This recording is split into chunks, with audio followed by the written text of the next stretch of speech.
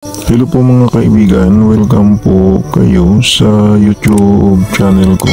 Magbabahagi po ako sa inyo ng aking sinturon na minana ko po sa aking lolo na veterano na sumabak po sa labanan ng Tiempo Guerra. Ang sinturon na minana ko po sa aking lolo ay naglalaman po ito ng 13 formula at may sangkap Bertulis po ito na lanahan at kasama po dito ang kanyang kwintas na naglalaman ng mutya at 12 principles na proteksyon laban sa mga bala at sa patalim.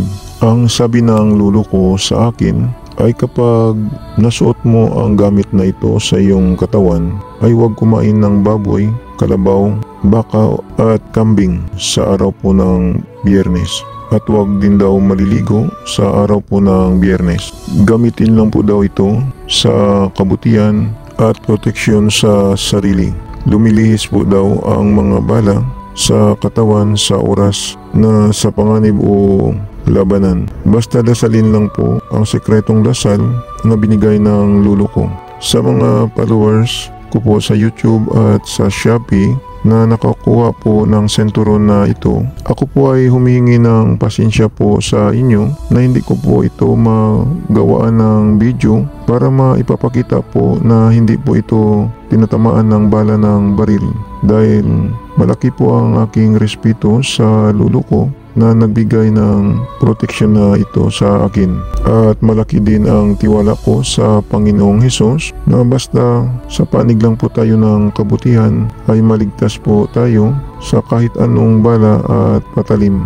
Ang sinturon na ito at ang kanyang kwintas ay pwede po ito madala sa loob ng sementeryo basta yung kanyang buti oil sangkap Bertulis ng sinturon ay iwan po ninyo sa labas ng sementeryo. Ibaon po ninyo sa lupa at kunin po ninyo paglabas ninyo ng sementeryo. Pwede din madala ang senturon at kwintas sa mga lamay, pero yung kanyang buti oil sangkap Bertulis ng senturon ay iwan po ninyo sa labas ng bahay ng may lamay. Ibaon po ninyo sa lupa at kunin po ninyo paglabas po ninyo ng bahay ng may lamay.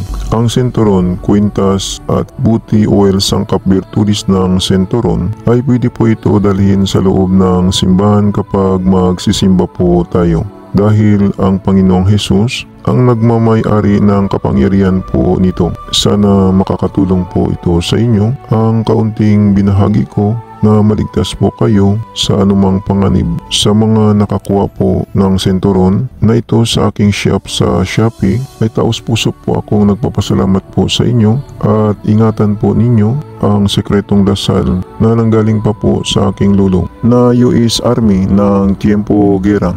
Yan po ang aking senturon na 40 years na po na suot-suot ko hanggang ngayon. Sa mga viewers at subscriber ng Milagro de Santo Cristo, maraming salamat po sa inyong panunood at maraming salamat din po sa pag-follow po ninyo sa aking shop sa Shopee at sa aking Facebook page ng Milagro de Santo Cristo. At mag-subscribe naman po kayo sa YouTube channel ko. Panoorin na lang po ninyo ang second channel ko sa YouTube sa Milagro de Santo Cristo 2. Baka may magustuhan po kayo na mga lamang gamot na magagamit po ninyo. Paalala lang po, ang mga mayuwagang dasal at orasyon na binabahagi ko sa inyo ay gagamitin lang po ninyo sa kabutihan. Gumagana na. Ito hindi na kailangan ng 49 days na dasal. Ang kailangan lang magdasal kayo sa Panginoong Hesus sa gabi bago matulog. At pagkagising ninyo sa umaga magdasal din kayo. Mananalig lang sa Panginoong Hesus para lalong lalakas ang mga pagsambit sa mga mahiwagang orasyon na gagamitin po ninyo. Yan lang po, maraming salamat at God bless sa inyong lahat.